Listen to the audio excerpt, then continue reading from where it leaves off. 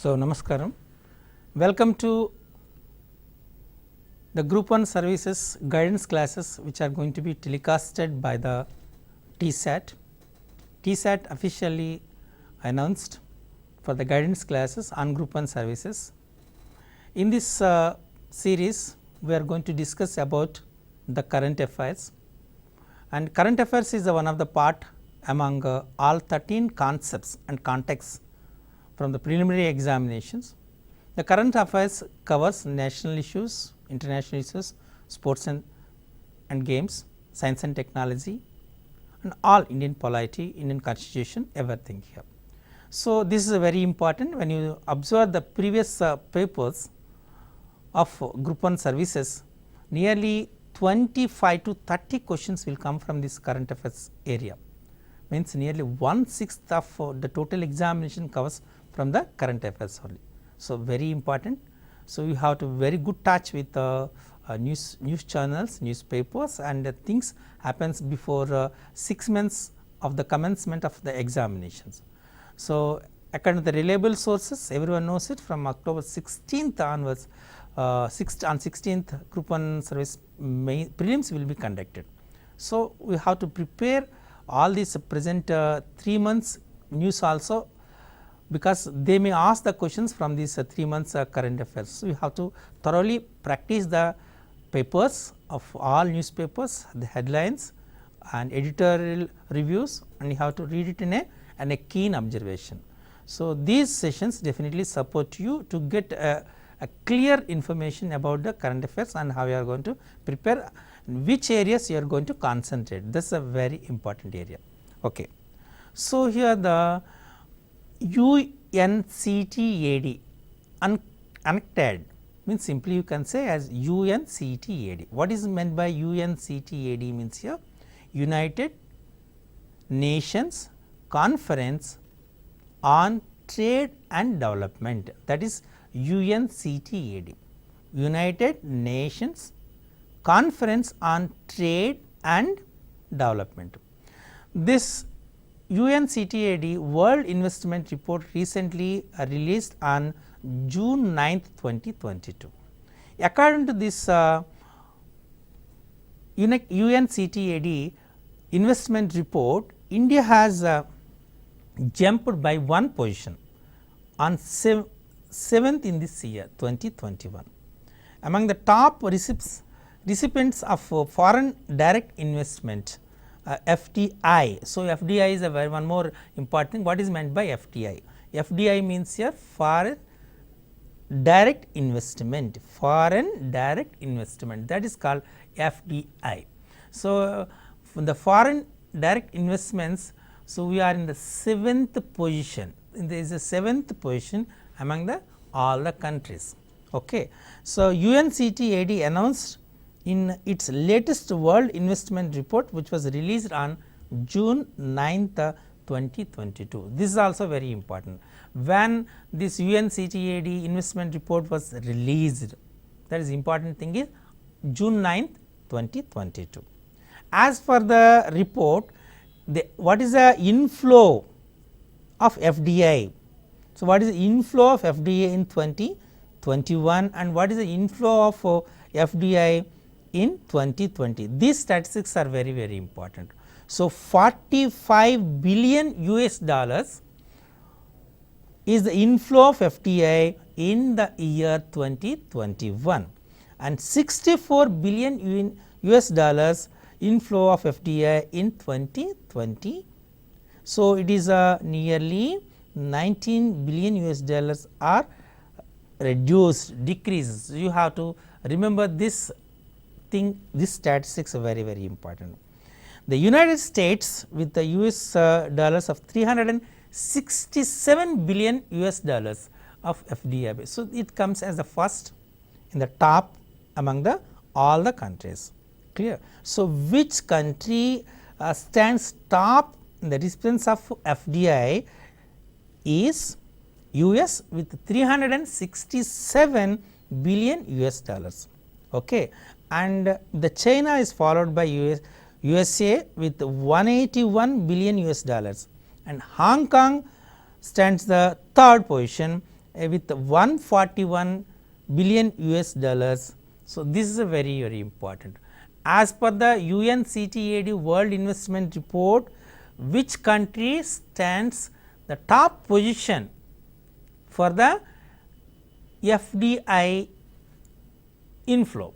Means the USA stands the first position, China stands in the second position, Hong Kong is the third position, and India's position is 7th. You have to remember this statistics. This is a very important. Among the top 10 economies, only India witnessed a decline in its FDI inflow. So, this is a very important thing you have to understand, and the means here among top 10 countries, our India only has getting reduction in the inflow of foreign direct investment FDI. So, it is decreased from $64 billion to US dollars to $45 billion from in 2020, from 20 compared with the 2020 and 2021, there is a reduction of 19 billion US dollars from 2020 to 2021, and our country is the only one country among all 10 countries, second countries who stands in the first 10 positions. So, our country is the only country, so who got a reduction in the FDI. So many questions comes in this area, you have to observe it here. So, which stands in the first place? USA, second position China, third position Hong Kong, India position is 7th position, but what is the remark for the India is, so in the reductions our country is the only one country among the top 10 countries who got reduction in the FDI inflow. Clear? This is a very important. In outward FDI from India has increased. So, 43% US dollars means 43% to, that is 15.5 billion US dollars is the outward FDI from India. So, this is a very important. Okay. Inflow is in 2021 it is 45 billion US dollars, outward is simply 15.5 billion dollars, but there is a remarkable thing here, there is an increase in the outward of FDI. You have to observe all these things, means this question comes under the Indian economy. So, generally when you are prepared that you have to consider all these statistics. The next one is mega exhibition on nation building and CPSCS. On June 9, 2022, the Finance Minister Nirmala Sitharaman inaugurated a mega exhibition on nation building and central public sector enterprises. So, this is a very important. So, the abbreviation of CPSCS is required here. What is CPSCS? CPSCS means Central Public Sector Enterprises. What that is a CPSC. So, where the mega exhibition is conducted and which area? Nation building and central public sector enterprises. So, the mega exhibition is conducted on this area, that is national building and central public sector enterprise meant CPSCS, where it is conducted. So, that is they may ask you to, this is a very important. This mega exhibition is conducted at Gujarat, Gandhinagar. Okay, the Gandhinagar at Gujarat, and this is the exhibition was inaugurated by the Finance Minister Nirmala Sitharaman. So, the place is Gandhinagar and the venue is Mahatma Mandir. So, in Mahatma Mandir at Gandhinagar in the state of Gujarat, this mega exhibition was conducted. This event was being organized as a part of ongoing celebrations of Azad Ki Amrit Mahotsav. So, this is a very important. This exhibition was conducted on the part of the ongoing celebrations of Azad Ki Amrit Mahotsav.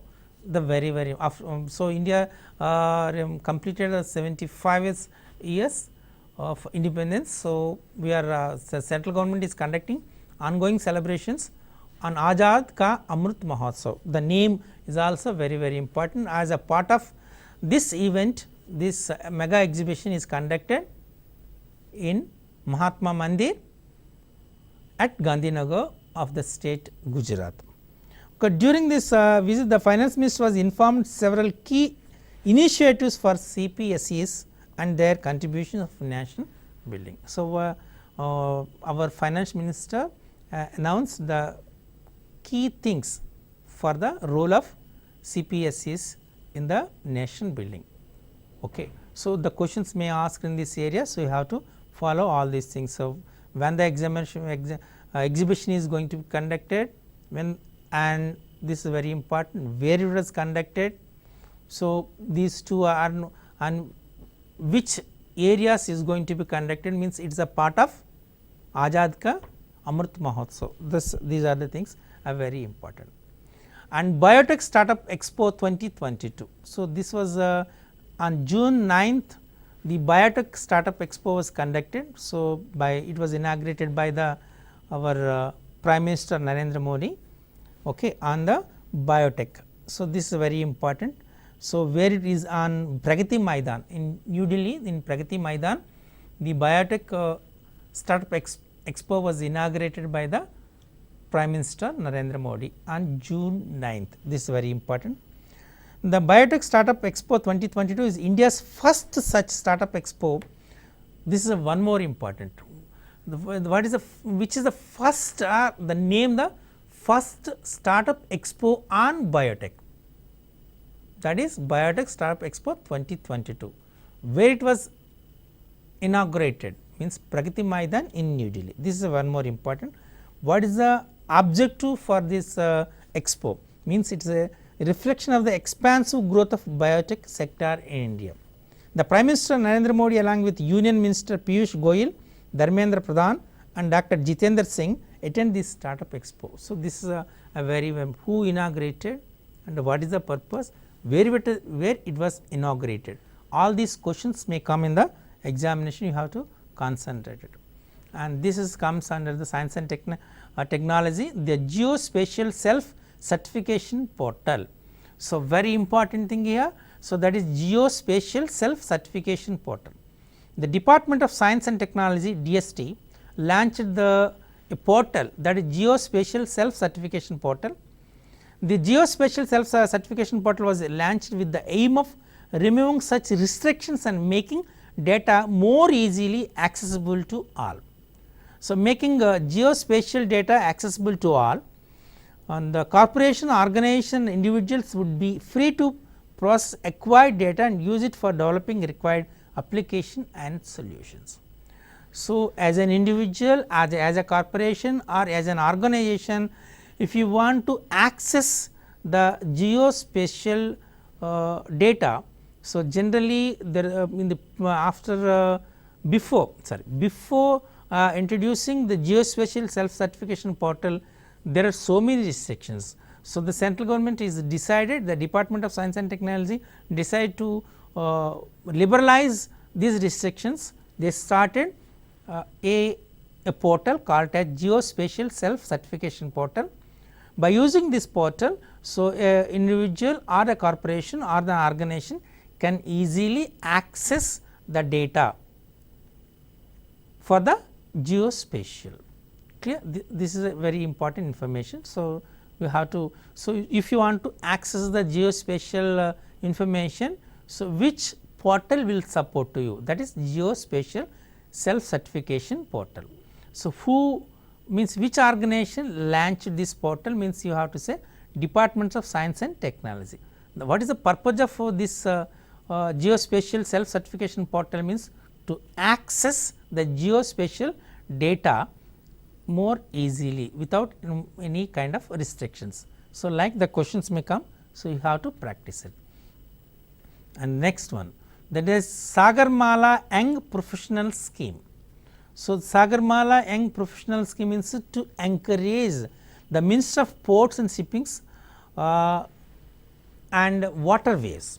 So, has launched this scheme called as Sagarmala Young Professional Scheme. Actually, this scheme to engage a talented, dynamic and forward thinking young professionals in different divisions of the ministry. Okay. So, on the Sagarmala Young Professional Scheme focus on active on the ground learning of young professionals. So, these young professionals want to learn all these things. This project will help them to get an opportunity the functions of government and development policies concerned. And however, to meet ministry's need, professionals required to deliver high quality inputs like data analysis, infrastructure, project management, skill development, startups, innovations, digital transformation and environment. So, the entrepreneurs can be get access in the high quality inputs. The areas are very important here, the data analysis, infrastructure, project management, skill development and startup innovations and digital transformations and environment, all these areas. So, definitely the professional can take the advantage and utilize the things from the portal. So, this one we call it as Sagarmala Young Professional Scheme. This was developed by and introduced by and launched by especially the Minister of Ports, Shipping and Waterways. So, generally this kind of questions comes and so who launched this scheme? Generally they must Sagarmala Young Professional Scheme was launched by whom? The Minister of Ports, Shipping and Waterways. This is the first thing. So, and the recently the Minister of Ports, Shipping and Waterways launched a program to encourage the young professionals. What is the name of the program? May ask in this manner, Sagarmala Young Professional Scheme. And maybe they may ask to you in the examination what the purpose, which areas the professionals can access the data, means here simply data analysis, infrastructure, project management, skill development, startup innovations, digital transformations and environment, like the questions may come in the examination. Okay. Now, we will see NHAI Guinness World Record. National Highway Authority of India recently got a Guinness World Record. So, you have to generally this is one of the achievement by the NHAI. So, they achieved that is a Guinness World Record. Generally in the area of prizes, awards, this question may comes in the examination. The state owned National Highway Authority of India NHAI recently created a Guinness World Record of longest continuously laid bituminous lane of 75 kilometers on the national highway between Amaravati and Akola districts of Maharashtra in 105 hours and 33 minutes. In just 105 hours and 33 minutes, 105 hours means here around 5 days, 4 days means here you know that means 24 the 96 hours, correct. So, means 4 days, 9 hours and 33 minutes, totally it is 105 hours and 33 minutes.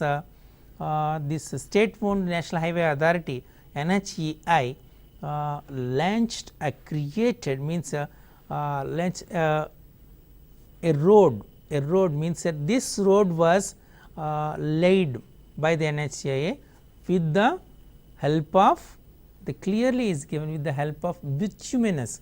So, that is a very important lane. This is called road is called bituminous lane, and the length of this road is 75 kilometers between Amaravati and Akola districts of Maharashtra. These things are very, the question may comes in any manner. So, recently the state owned national authority entered into the Guinness World Record. What is that? So, means it laid a road longest continuous a bituminous lane of length 75 kilometers. This is one thing. So, this bituminous lane was launched between Amaravati and Akola districts of Maharashtra.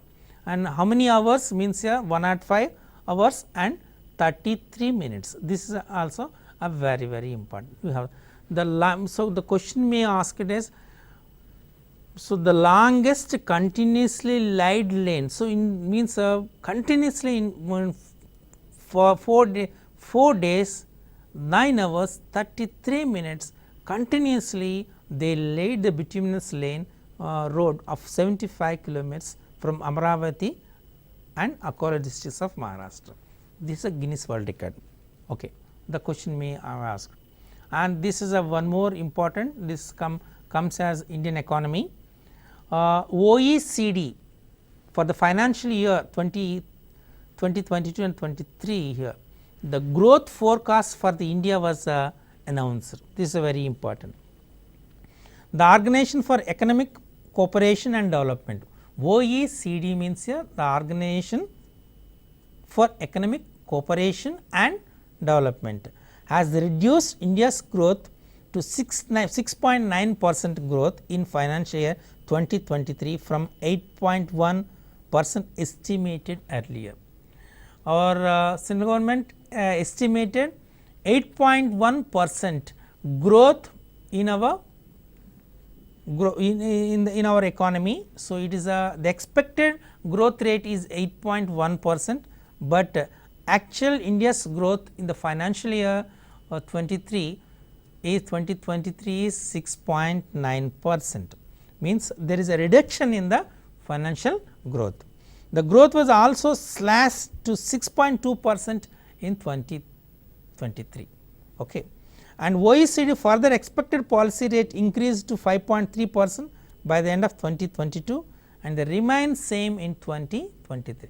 This statistics is very important, and it is below RBI estimates. RBI expected it is 7.2%, but as per the OECD expectations it is just 5.3%. And in 21-22 India's gross domestic product GDP rate, the GDP rate is 8.7%, which made India the fastest growing major economy in the worldwide. In 2021 and 2022 financial year, our GDP means gross domestic product rate is 8.7%. This is very important. The question may ask, what is the GDP rate in 2021-22? That is 8.7%, and we have to say this is the fastest growing in the economy in the worldwide. So, there is a credibility for our India. Recently RBI increased the repo rate by 50 base points. This is maybe we have to notice this one. RBI increased the repo rate by 50 base points, and it is increased to 4.9% to control the soaring inflation in India. It also started monetary policy tightening in May 2022. So, recently the RBI increased 50 base points for the repo rate. For that reason, the housing loan rates also going to be increased, as you know it. This is a very important. How many base points are increased by the RBI repo rate by means 50 base points. This is highly important, very important. Thank you. Okay. As you, and the next one is when you come into the sports and games. So, the ace cricketer 𝗵𝗧𝗧 𝗧 announced the retirement from the all parts of the cricket here, all sectors of the cricket, means like one day cricket and test cricket and 2020. The ace Indian cricketer 𝗵𝗧𝗧 𝗵𝗧𝗧 took to Twitter on June 8th and 2020 to announce retirement from all forms of the cricket.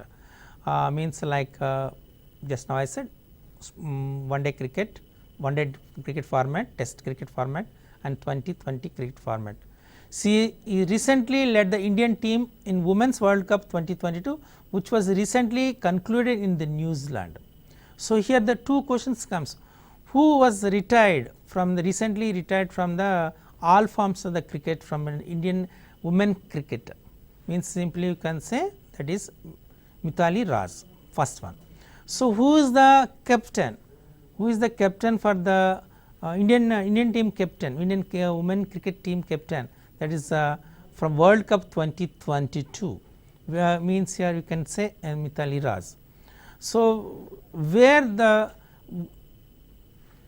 2022 World Cup was is held, that is in New Zealand. Here that is a women's World Cup, here Women World Cup is conducted, that is in New Zealand. So, like the questions will come. So, she is the first Indian women cricketer who completed 7,000 runs and who got near 7 consecutive 50s in Asia Cup. So, like 𝗬𝗏 have so many records, you have to read all the records by the 𝗬𝗏. So, the questions may come in the examinations, clear. So, on June 8th she was announced as a retirement from all forms of the cricket. This is one more important. Okay. And the very important thing is the next one is World Oceans Day. So, what is the World Oceans Day 2022? So, this is a very important because you have to remember all the days of June, July, August, September, because in the October. So, you are going to write your prelims examination, means here we have to remember all the important dates of 6 months before 6 months days. So, on June 8th we are going to conduct. So, the total world is going to be celebrated or celebrated the World Ocean Day. The World Ocean Day is observed annually on June 8th to remind the people the importance of the oceans in sustaining our livelihoods. The World Ocean Day 2022 was observed under the theme. The theme is revitalization, that is collective action for the ocean. Revitalization, the R simply you can say as a collective action for the ocean. This is a what is the theme for the World Ocean Day for 2022. They may ask the question, what is the theme for the World Ocean Day 2022? Means revitalization, that is collective action for the ocean. When the World Ocean Day 2022 is going to be celebrated annually, means on June 8th. This is very important. And here one more, the idea of observing World Ocean Day was brought by who? Brought by Oceans Institute of Canada. Actually, Ocean Institute of Canada in 1992 on Earth Summit was conducted by the UN Conference on the Environment and Development, means UNCED, United Nations Conference on Environment and Development. So, conducted in 1992 Earth Summit. In the Earth Summit, so announced United Nations announced June 8th is the World Ocean Day. So, this is a very important. So, when was the World Ocean Day?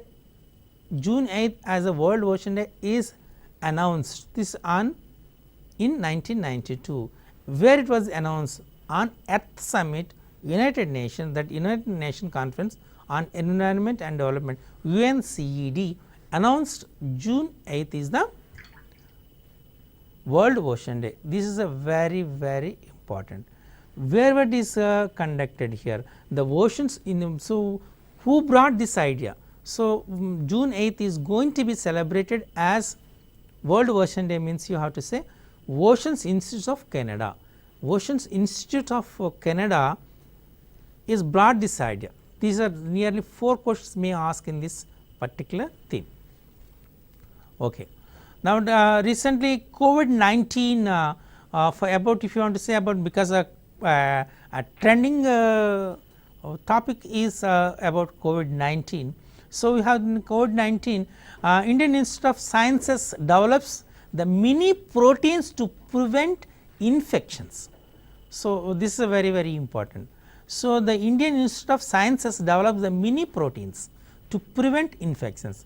The researchers from Indian Institute of Sciences Bangalore have developed a new class of artificial peptides or mini proteins that can inactive the virus like SARS-CoV-2.